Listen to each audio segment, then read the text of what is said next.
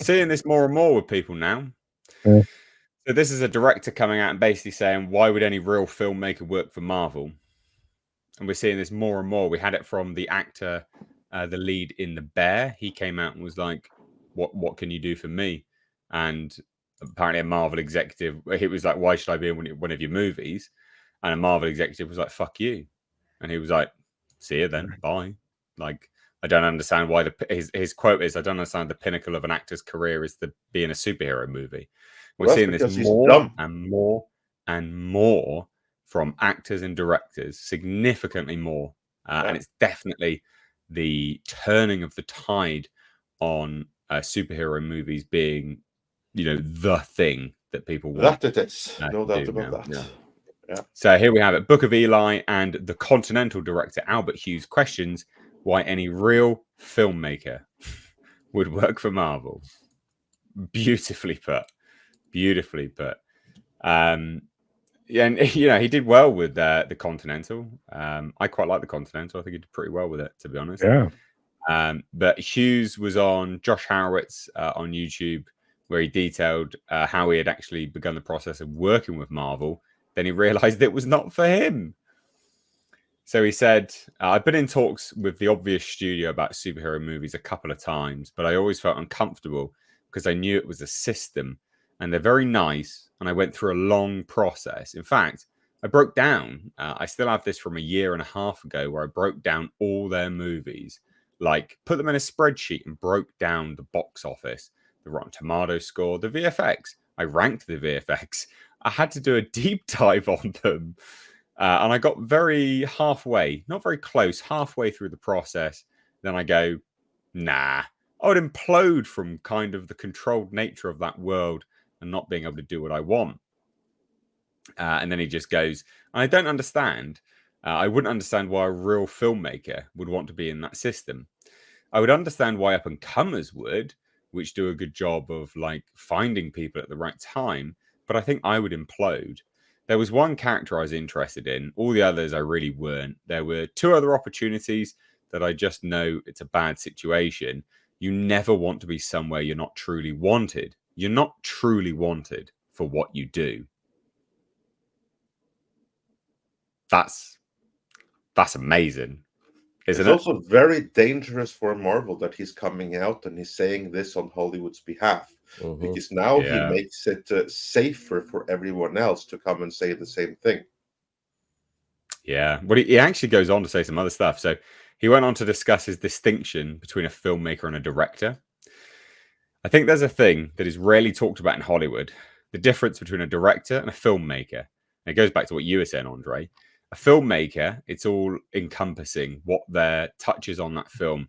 That's a filmmaker to me. And there are filmmakers, like a producer can be a filmmaker too. A cameraman is a filmmaker, a rock star cameraman.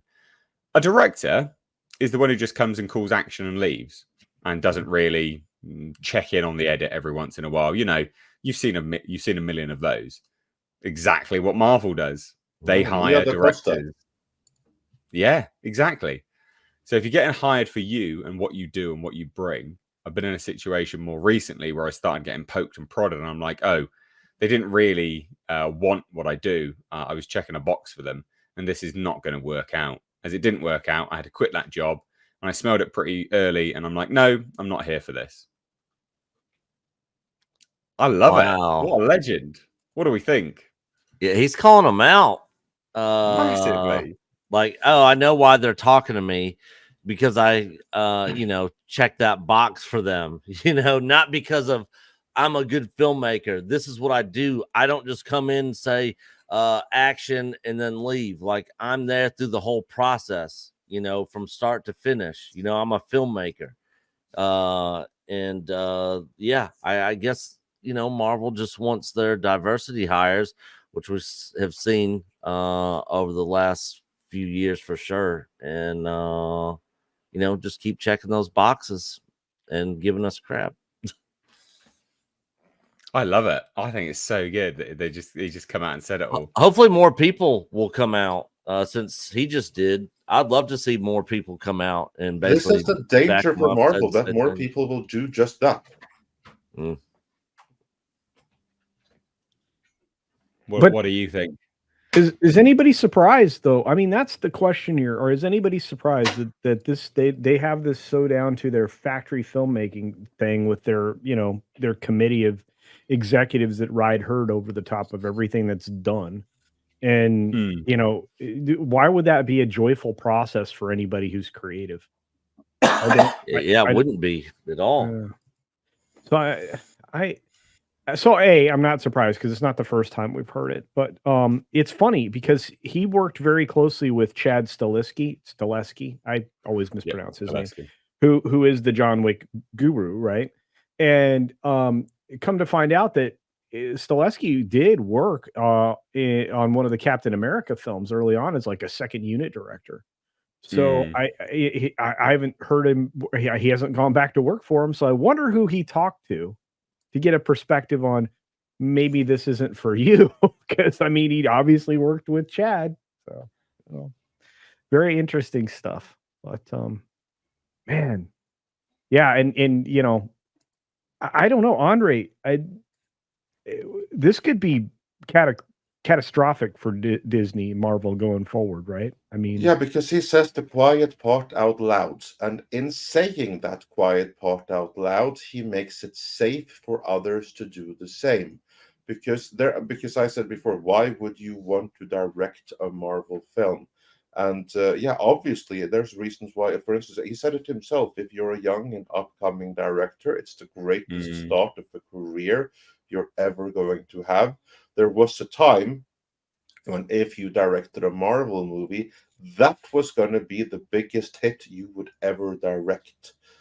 You could suddenly become one of the all-time greatest directors in terms of box office simply by virtue of being associated with a Marvel movie. That means you're going to have that on your resume forever. I mean, and even if Marvel doesn't pay all that well as a director for a Marvel movie, for an up-and-coming director, you're going to earn 10 times as much on that one movie as you do on anything else. If it works out, Marvel are going to have you in their stable. You'll be part of the Disney directors. So you'll get offers for Star Wars. You'll get offers for more Marvel things. This thing, yeah, fine, you might not do many other things, but this thing is going to set you up for the next 10 years. And during those 10 years, you're going to make so much money that after that, you can just retire. So there's plenty of reasons why you would want to do a Marvel movie, at least as of a few years ago. But now, maybe that ain't true anymore. Because now they have these young up-and-coming directors, but all of their other brain thrust is gone. So now they make movies which are shit, and they get no offers afterwards. On the contrary, it can ruin their careers. Like, for instance, what have the directors of the first Captain Marvel done lately? I know they've done some things, but nothing big after that. What has that Chinese chick who did the Eternals? What has she done afterwards? Chloe Zhao. Oh, yeah, no. I mean, that ended her career. Because now, I mean, doing a Marvel movie, even if your job really is just to like get this or one thing out of the actors and the rest is kind of done for you, if the movie ends up a crowd pleaser, it's going to work out for you fantastic. But if it doesn't, you are now part of why Marvel failed. So why would you want to be part of that? Because now, if you're going to work for Marvel, it's going to work out.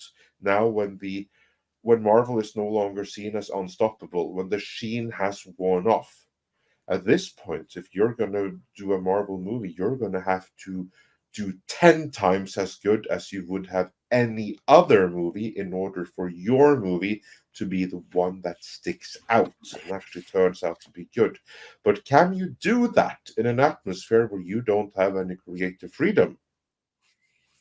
These are things that any director now considering working for Marvel has to ask themselves. And what this guy is doing right now is just putting that out there in the open.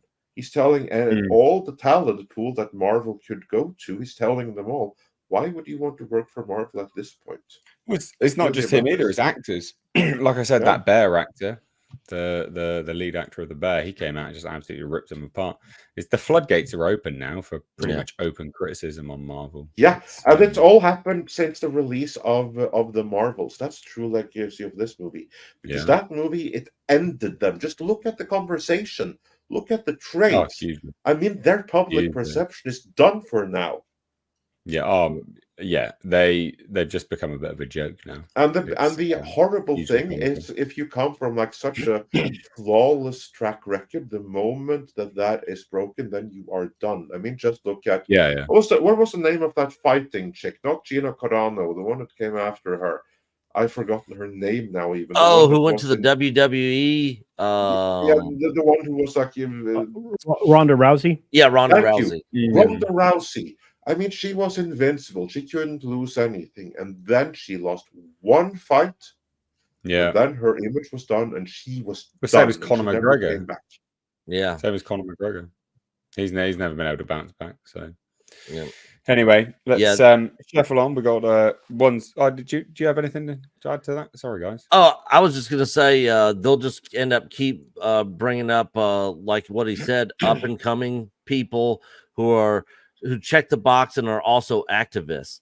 I mean, look at who they hired for the Ray movie. This Shermaine Obid-Chinoy, like actual activist and check the box woman, person of color, like 2 for 1.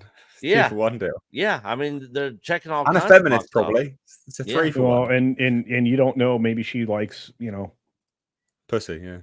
Yeah, a bit lesbo.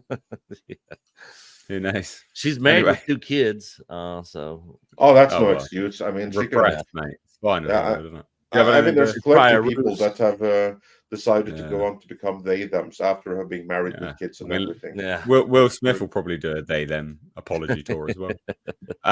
Culture, do you have anything to add to this? I already threw my thoughts out there. I think that this is not. I think this is just another bad sign for Marvel. Honestly, I mean, you think about how many people they've let go. Marvel's now turning into Lucasfilm in that they get rid of writers and directors like very quickly now that they didn't do anything with. I don't think them to get talent now. I don't think Cretton's going to get that second Shang-Chi film, but we'll see. I mean, if they make Eternals 2, which was dog poo, I want to see cameras roll on that before I believe that. That'd be so funny. Same. That'd be so funny.